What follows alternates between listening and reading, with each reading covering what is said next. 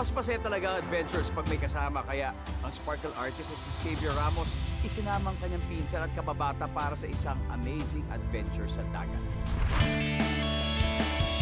O tara! Tara na!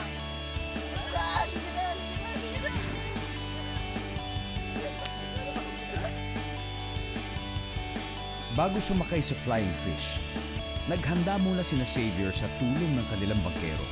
Ayan, ready na sila to experience that flying fish. Is the best! In 3, 2, 1, go!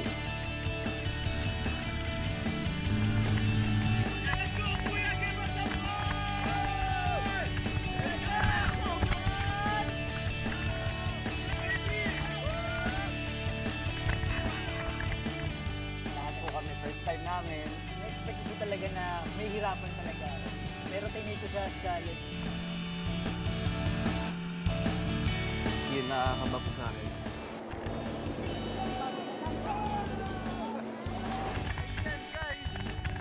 Sobrang enjoy na lang talaga yung naramdaman ko.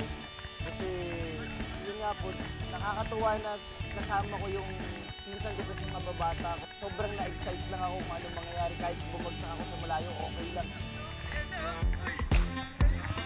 Kumbaga, nakabawas siya ng takot na kasama mo yung mga kaibigan mo. Okay siya for bonding with friends or family.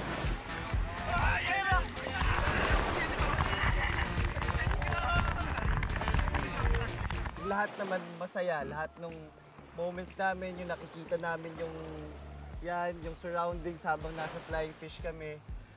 Sobrang ganda dito guys, grabe oh! The best yun! Pero may isa kasi, nasa bukso.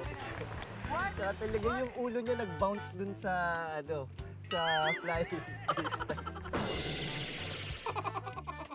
Pag sa flying fish kasi, paiba-iba yung hangin eh. So minsan dadaling ka sa taas, minsan sa baba ka lang. So, kailangan maging adaptive ka eh. Meron siyang flying effect. Minsan let loose ka lang sa paghawak, minsan talagang magta-tight ka. Mas na-enjoy ko to dahil iba rin yung hangin dito. Salamat sa iyo, Xavier, at sa mga ka-adventure mo. Naipakita nyo na mas masaya talaga ang great outdoors with Mother Nature pag sama-sama.